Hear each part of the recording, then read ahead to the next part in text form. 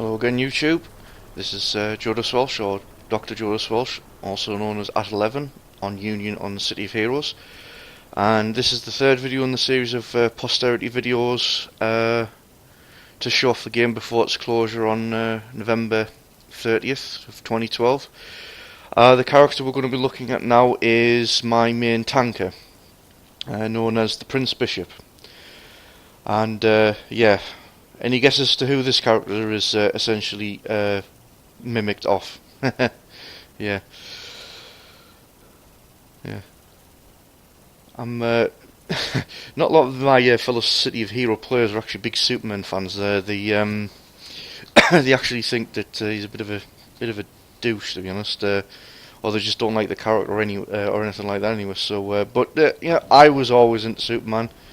I wouldn't say he's my absolute favourite, but I always did very much like him, and I didn't actually make this character until a good couple of years ago, actually. You know, I was quite happy with 11.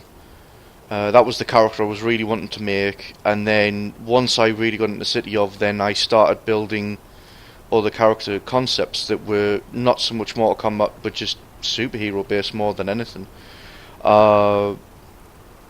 You know, made an initial handful of characters that you know, came up with that.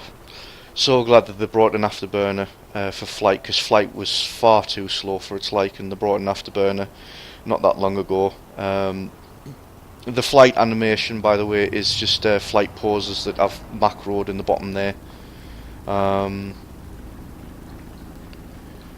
No, they don't actually do it themselves, otherwise it's just kind of hands behind the back, so to speak. So, as far as this animation is concerned, but, yeah, anyway, yeah, I'd made a fair amount of characters, you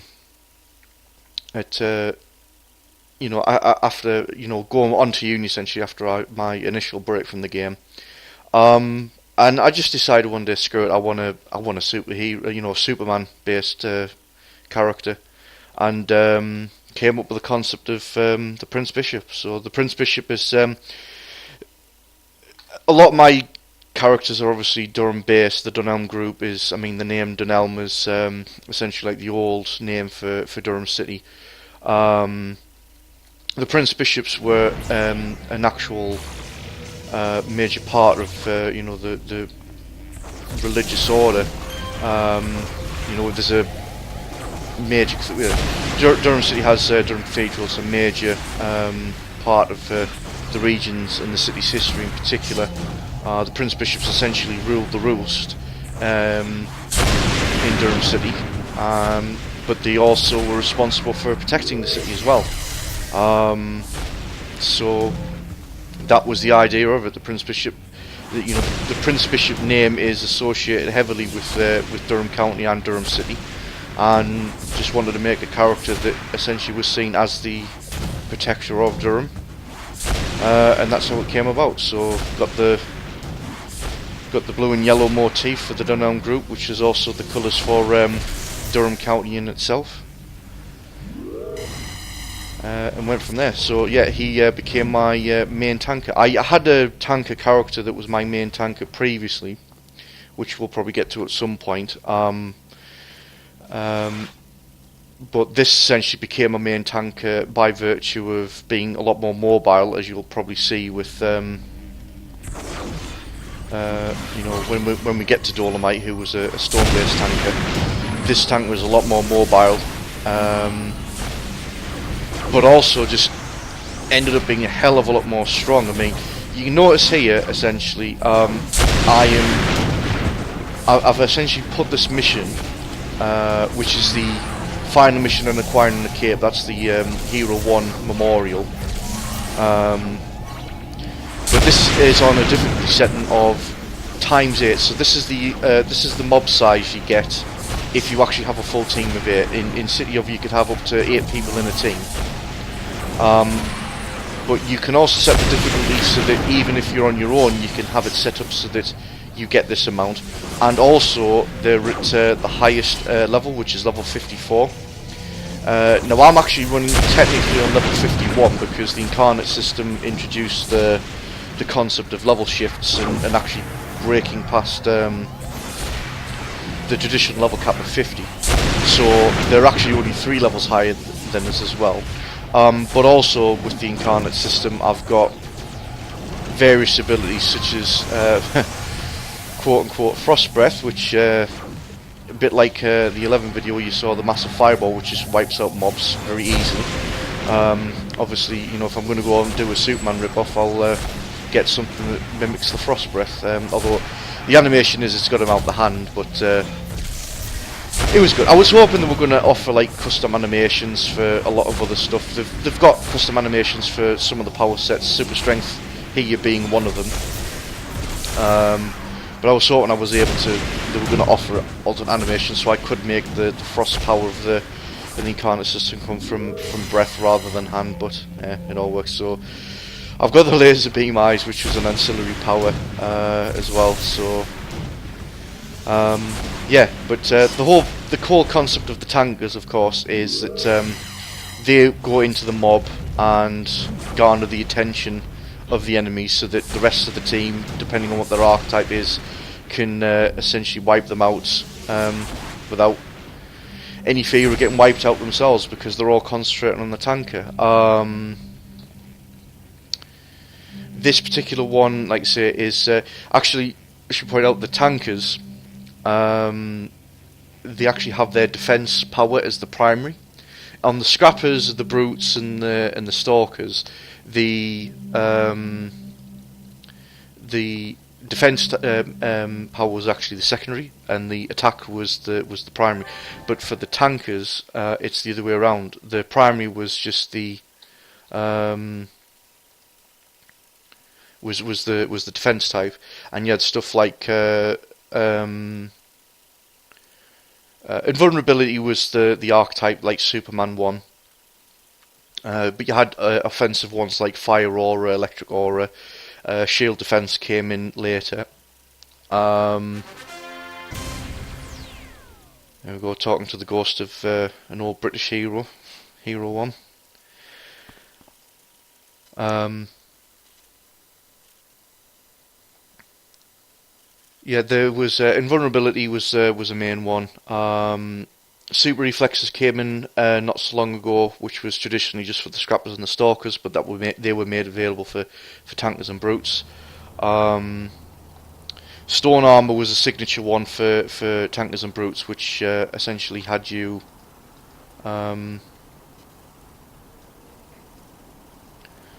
essentially literally turn into a stone golem, pretty much.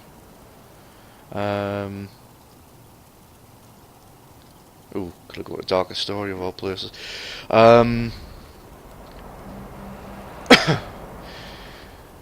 But what I went for on this character was Willpower. I hadn't tried Willpower. I had made a brute that was super strength invul, so I didn't really want to make a Superman. The obvious concept for if you wanted a Superman was invulnerability, super strength, because super strength was fairly obvious. Invulnerability meant that you were incredibly resistant to most things that were in game, but were vulnerable to, in a sense, magic, which, you know, was Superman's vulnerabilities. Willpower was one that came in, I think, around issue 11 or issue 12, can't remember. And the idea with Willpower was it was the jack of all trades. It's not you know, overly great at any one thing. You know, invulnerability was massive defense and damage resistance to smashing and lethal. Super reflexes was just pure defense. Fire aura was incredible elemental resistance to fire. Electric armor the same. Shield defense was just generally solid defense, but had an offensive aspect to it, which you'll see with one of my scrappers later. But Willpower was just a little bit of everything. It had a little bit of defense, a little bit of damage resistance, and a little bit of regeneration, although it pretty much survived on its regeneration. But one thing I'll probably talk about more so on Prince Bishop was the IO system in City of.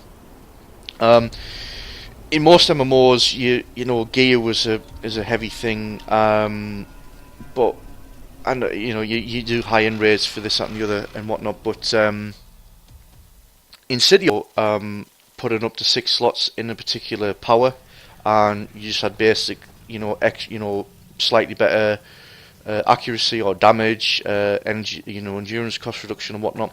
The IO system was brought in to allow a system where you could expand on that further, and really push the stats of the character beyond. You didn't have to. You were quite able to get through the majority of the game with just the normal enhancements, but if you were prepared to go through the IO system, you could really stretch like the character's numbers. And the Prince Bishop, my tanker here, was probably the one character that was heavily IO'd out. One of my City of Heroes mates at C Beat, Commander Beat, was heavily into numbers. I was never into numbers. I just basically wanted to get in and just smash really. But Beat used to come up with. He would use the mids planner to come up with the number crunching, and then would give me the plan to say, right, build that IO build, and then I would go ahead and do it. I would have the patience to go ahead and come up with it, and then end up with a really overpowered character. So Bishop became essentially the group's go-to character for tanking, because he literally is unkillable. I mean, through the course of the video watched, I mean, surrounded by enemies, high-powered enemies that under normal circumstances would cause a problem, and Bishop's health barely goes down. If it does, it regenerates almost instantaneously, because that was how willpower worked. The more enemies you were surrounding you, the heavier your regen was, essentially. Also, with the Incarnate system, it just broke even further. Obviously, being able to break beyond the level 50 cap, but I'm also running on the Destiny shield, which is the big bubble you see, which literally puts the character to ridiculous levels of defense and damage resistance of like 120% when you initially fire off the power, and then it dissipates down till it gets down to essentially only adds in an additional 5% by the time it runs out after the 2 minutes. But considering that his defense was and damage resistance already at cap with the IO system, then it essentially was at a point where he just doesn't get hit, and if he does, then he regens it almost instantaneously, because the regen score was just ridiculous. So I'm actually running. I'm looking at. I've got my stopwatch here, and I'm actually going to run out of time. I might end up doing a second video of just talking about the tankers more, because there's actually a really big point I want to make on tankers, and what I really like about them, and what I feel tankers in other games just totally unwieldy and just don't do in comparison to the ones in City of, really. So, but yeah, Bishop was probably my second most playable character outside of 11. Not just because of the whole Superman fandom and whatnot, but also just because he was very much sought after, other than maybe my Brute, which I'll get to later. Because essentially, if we're in a situation where we needed a tanker, someone to soak up the damage, we needed to ensure victory, Bishop was it, Essentially, the joke was, who have we got in the team? Can we manage? I think we can just manage. Oh, can we get a tank? Oh, have we got Bishop? Oh, well, we've won then. That was it. So, yeah, I'm coming up to the 15-minute mark, so I'm going to call it here. I'm going to make a second part then for Bishop, so stay tuned and see more of this tanker, the Prince Bishop. See you in a bit.